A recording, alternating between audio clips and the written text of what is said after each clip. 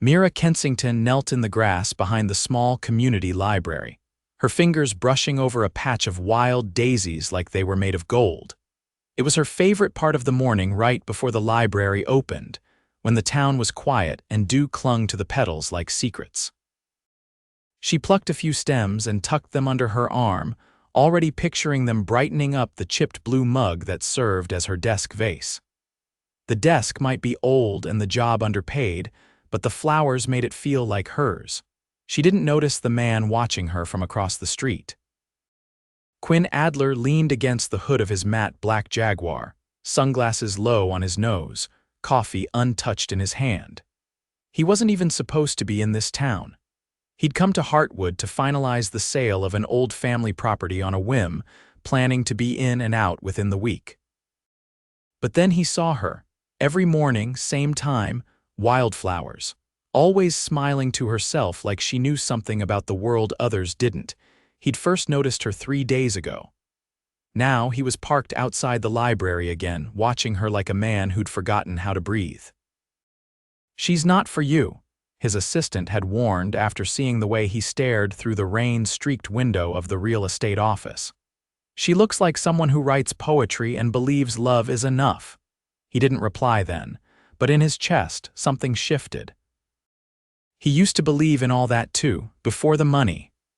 Before the people who only saw dollar signs when they looked at him. Mira stepped inside the library, arms full of wildflowers, and the bell above the door jingled. Quinn straightened. Today was the day. Inside, Mira arranged the flowers at the front desk and smiled at the splash of yellow and white against the dull laminate. The building smelled like old paper and lemon cleaner, and it comforted her more than she'd admit to anyone. She had just taken a sip of her lukewarm coffee when the door creaked open again. He walked in like he didn't belong in a place this small, this humble. Tall, tailored, and a little too polished, Mira blinked. "Hi," he said, stepping up to the desk. "I'm looking for a book on."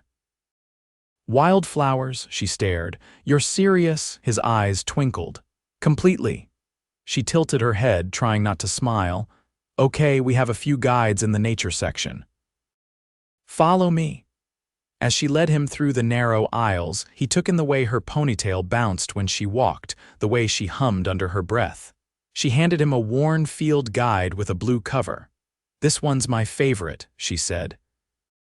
"It's old, but it has these little notes in the margins from someone who must have loved every plant in here." "I think I already like it," he said quietly, flipping through the pages. She glanced at him sideways.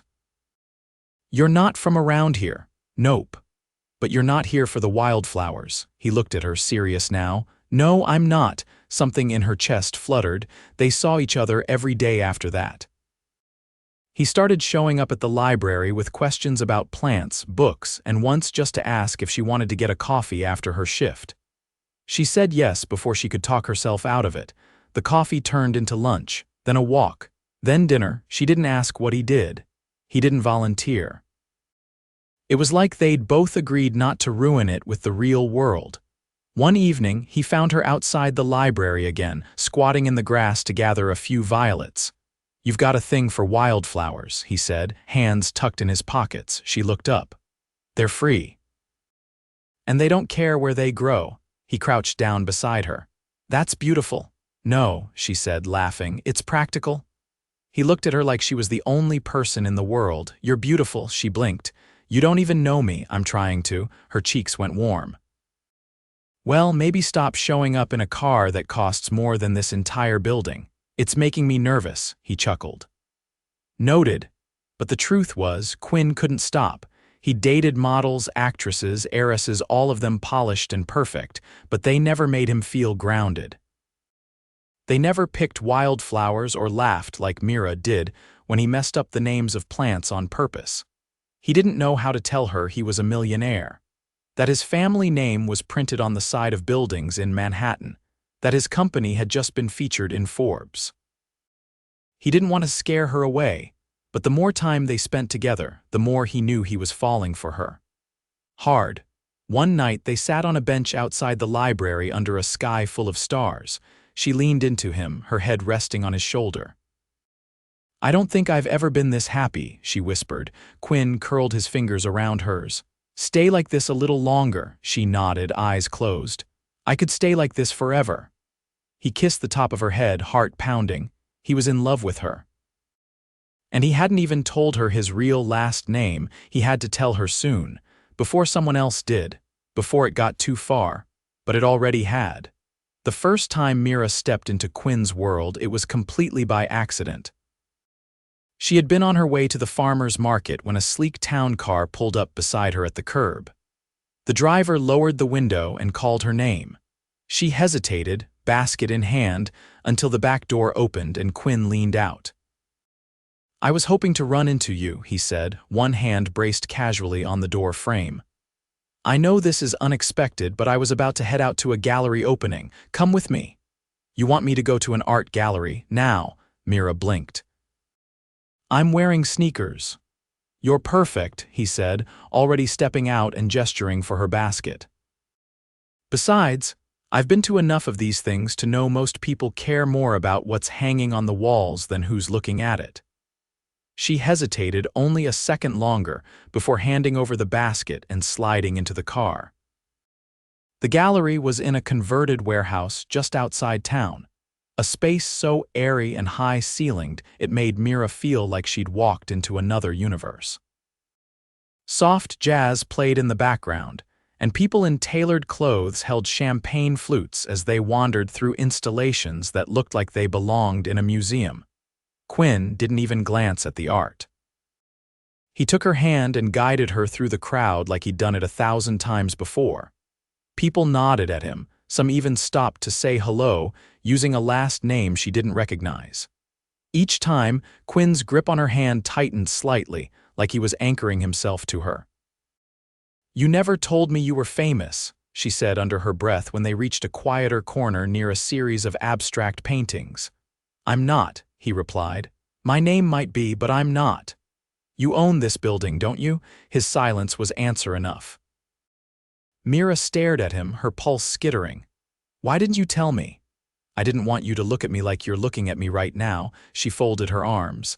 Like I'm trying to figure out what else you've been hiding. No. Like I'm not the same person you sat on a park bench with last week.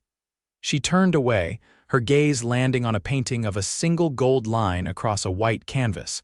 It reminded her of him, simple at first glance, but impossible to ignore once you looked closer. I need some air, she muttered. He followed her outside without a word.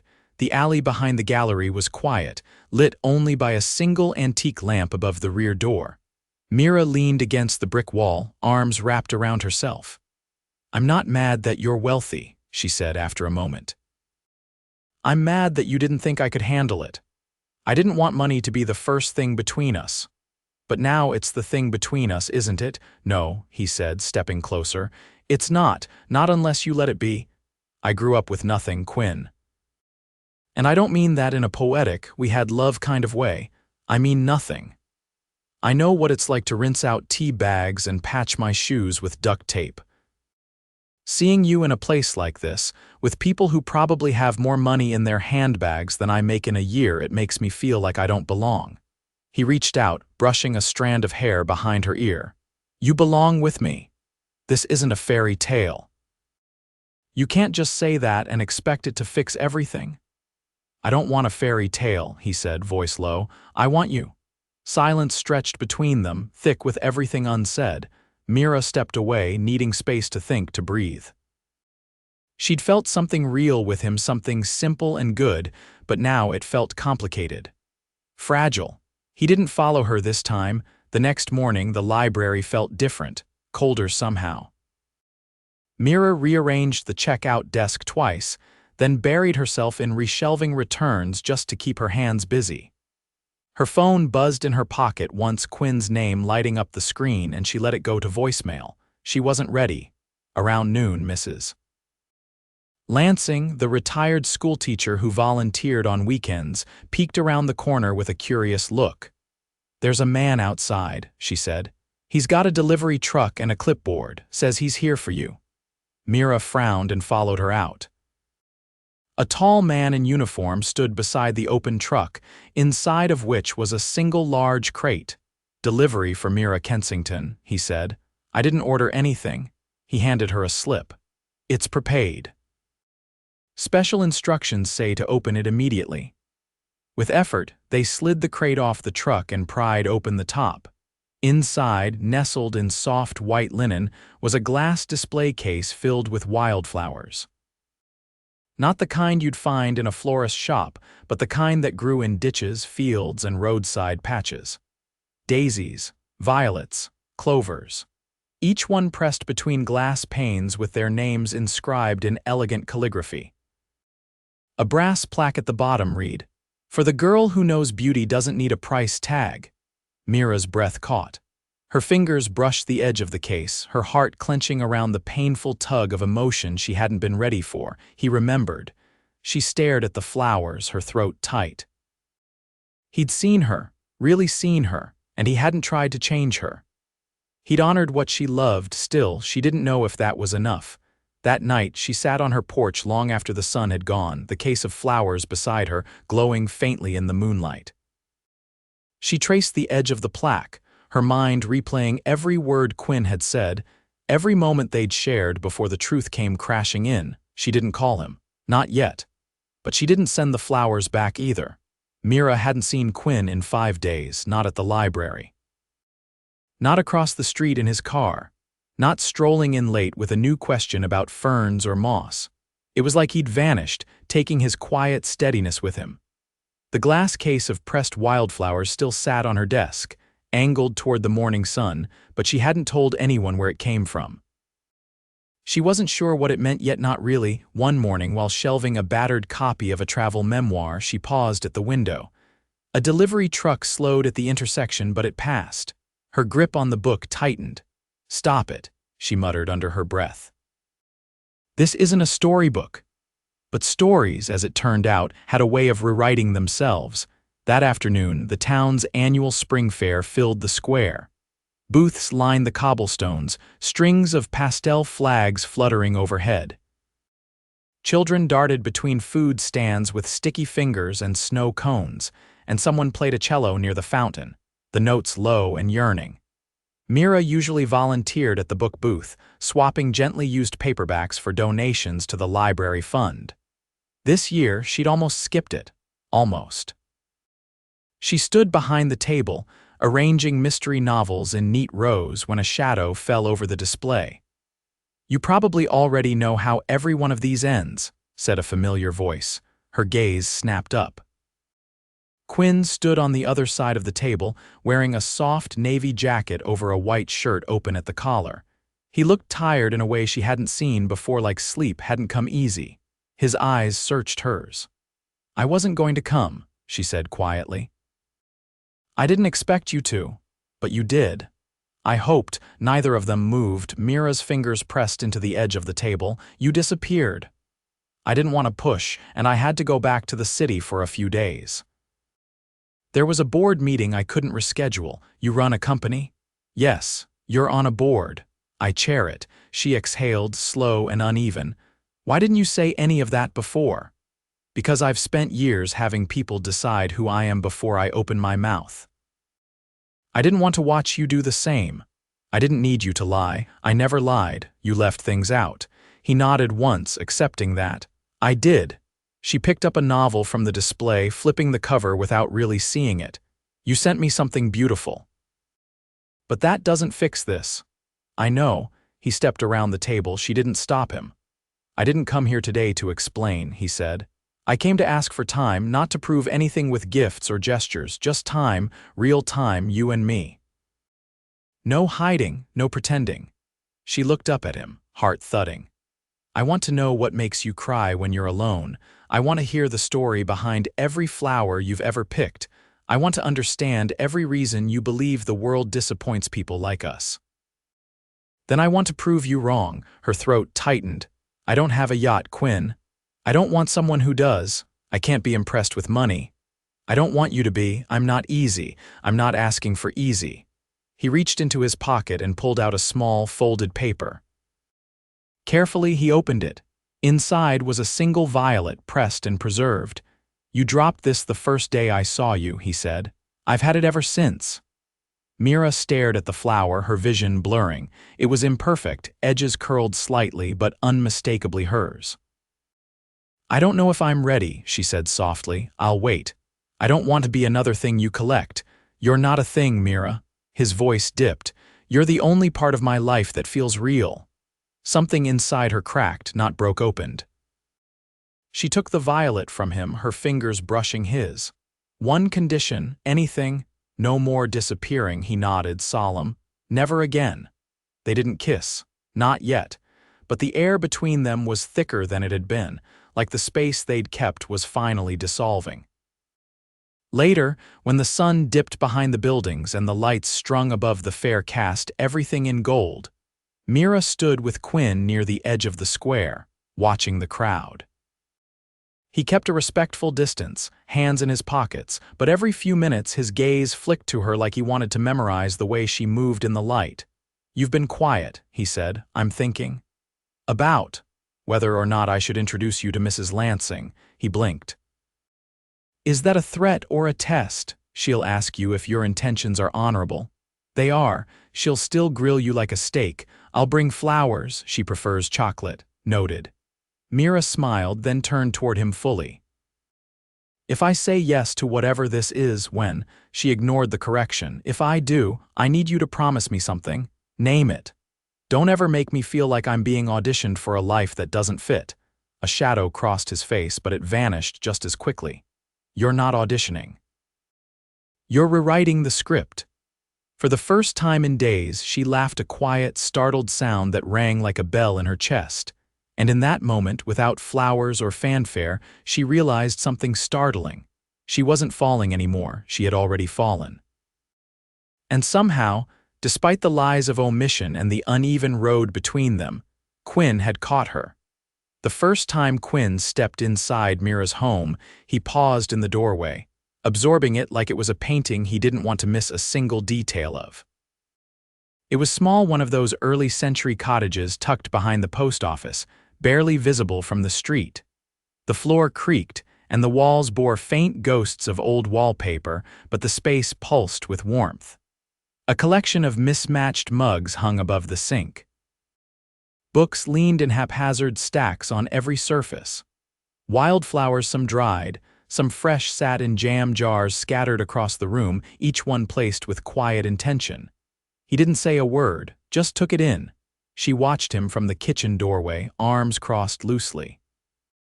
"It's not much.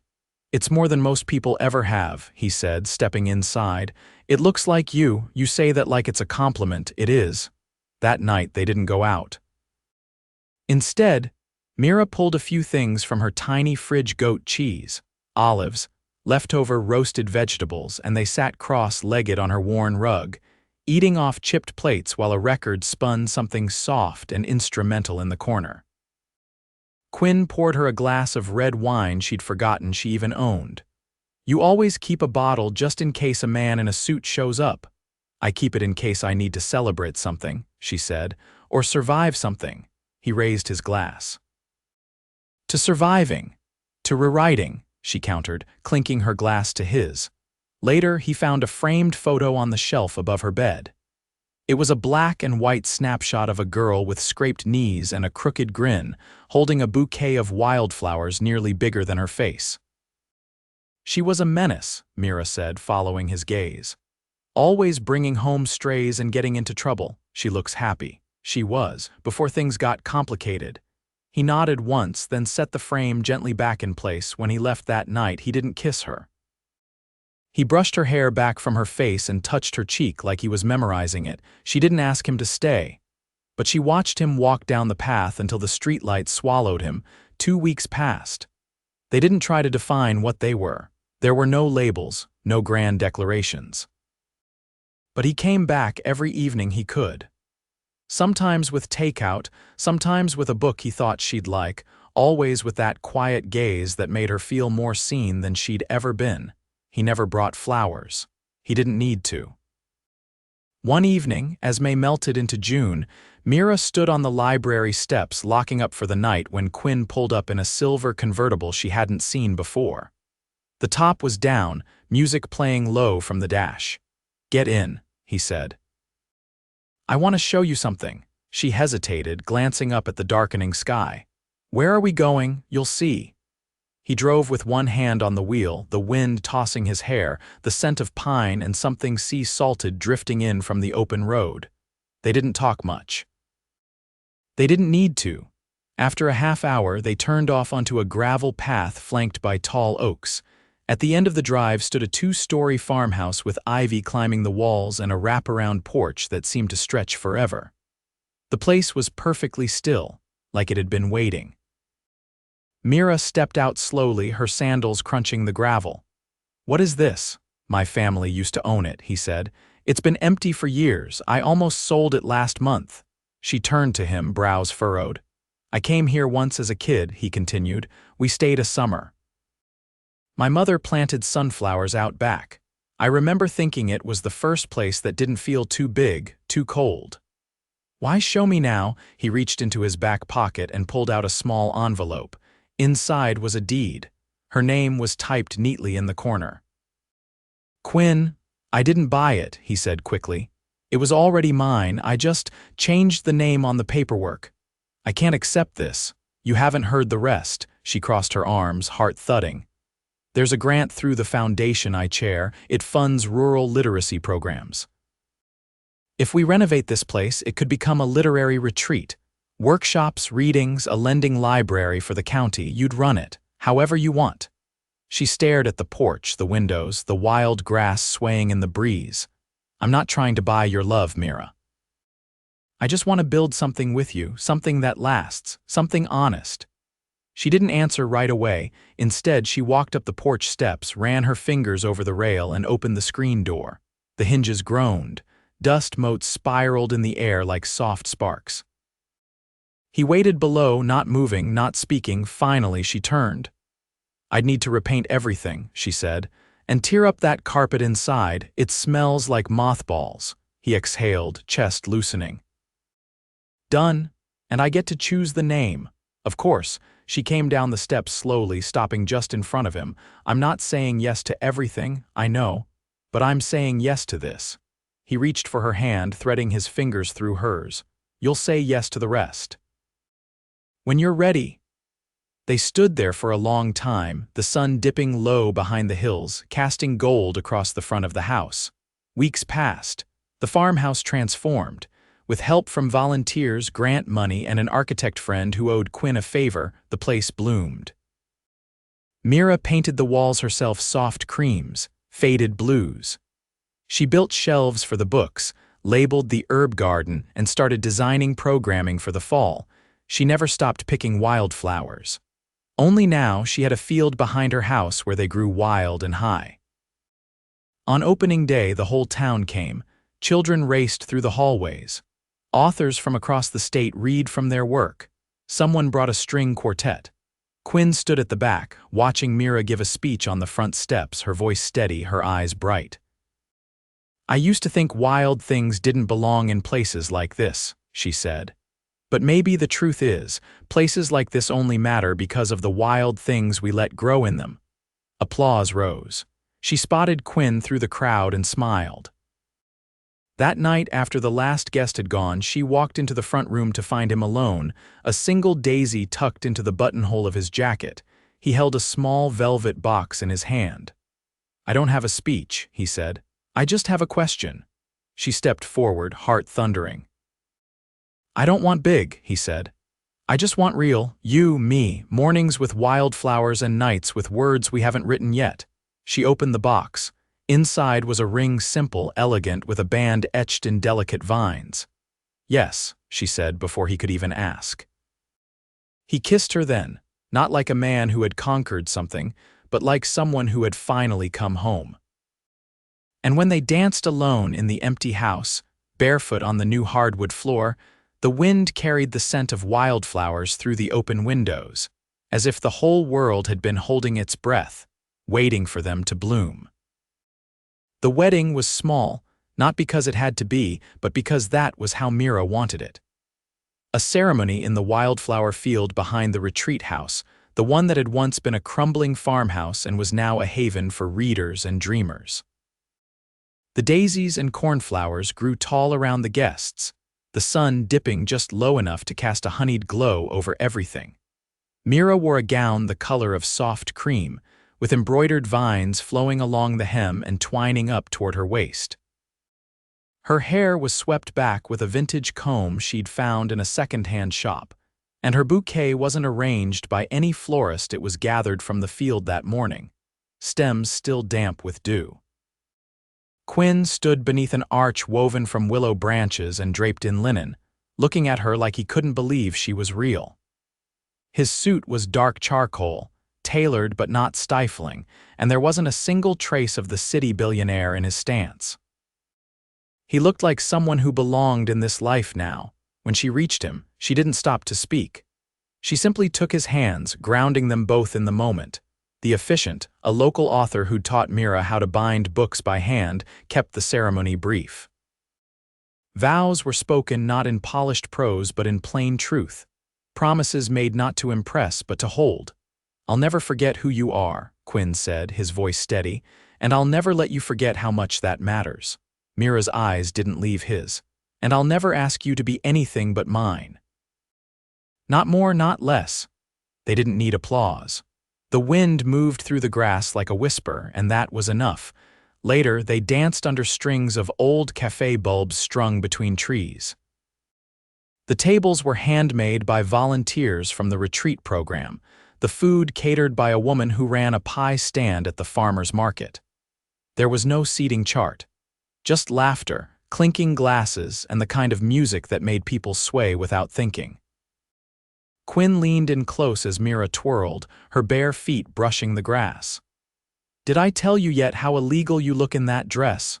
You're going to have to be more specific," she said, spinning out of his arms and back again. He caught her waist. "I mean, I'm surprised the sun didn't stop just to watch you walk down that aisle." She laughed, the sound low and genuine. "You're getting better at the poetry. I've had a good teacher." As the evening wore on, guests drifted away, some staying overnight in the retreat rooms, others catching rides back to town.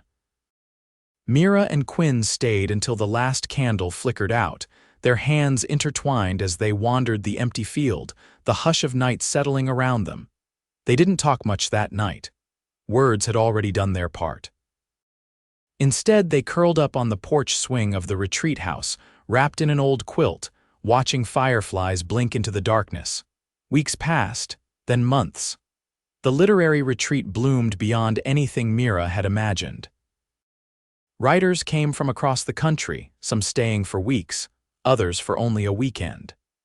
They left behind notes, books, and sometimes hand-painted mugs that joined the ever-growing collection in the kitchen. Mira taught classes in the mornings and wrote in the afternoons. Her first collection of essays on wild things, love, and the unexpected paths life takes was accepted by a small press that didn't care about names, only truth. Quinn split his time between the city and the countryside, but every time he left, he came back sooner than planned. He'd started funding community reading initiatives and helped build a scholarship fund in Mira's name for rural students pursuing writing. One crisp autumn morning, Mira found him on the back porch, sketching out plans with an architect for a new wing of the retreat, a studio space with skylights and long tables, designed for illustrators and printmakers. She wrapped her arms around his middle from behind. "You're sneaky," she murmured. "I have no idea what you're talking about," he said, flipping the page to show her the layout. "I said I didn't want bigger. You also said you wanted to make space for more voices." She rested her chin on his shoulder. "Okay. But if you add a hot tub, I'm drawing the line." Noted. Winter came, blanketing the retreat house in frost and turning the field into a silver sea. Mira discovered she loved the quiet season best. The way the cold forced people to huddle together, the way the fireplace crackled louder than conversation, the way Quinn's hands always seemed to find hers in the dark. One snowy night, she came home to find the path to the porch lined with candles. Inside, the table was set with 2 bowls of her favorite stew, a bottle of wine she'd once said reminded her of childhood Christmases, and a plate of lemon shortbread cookies she hadn't had since the first week they met. She turned to Quinn, standing in the doorway with a sheepish expression. "What's the occasion?" "No occasion," he said. "Just practicing." "For what?" "For a lifetime of getting it right." She walked over, took his face in her hands, and kissed him like he was still the man who had asked about wildflowers in a small-town library, because he was. And more. By spring, the retreat had a waiting list for the next year. Mira's book hit shelves and sold out its first print run. A famous author mentioned the retreat in an interview, and suddenly, people were calling from places Mira had never even seen on a map. But the best days were still the quiet ones. The mornings when Quinn brought her tea before she even opened her eyes. The afternoons when she found notes tucked into her notebooks, scribbled in his messy handwriting. The evenings when they danced barefoot in the kitchen, no music, just the rhythm of their laughter. They didn't need more. They had already built everything they'd ever wanted. One summer evening, as fireflies lit the sky again, Mira stood at the edge of the field with a toddler on her hip. Their daughter had inherited Mira's curls and Quinn's eyes, and she was currently babbling at a butterfly with the intensity of a scholar presenting a theory. Quinn approached from behind, wrapping his arms around Mira as he kissed their daughter's head. "She's going to be a poet," he murmured. "She's going to be a wild thing," Mira replied. "That too." The girl reached out for the butterfly and it darted away, only to land on a nearby daisy. Mira smiled. "She'll learn that some things come back when they're meant to, and others," Quinn said, "never leave at all." They stood there until the sky turned violet, the field humming with life, the world quiet and whole around them, and this time no part of them ever belonged to anywhere else.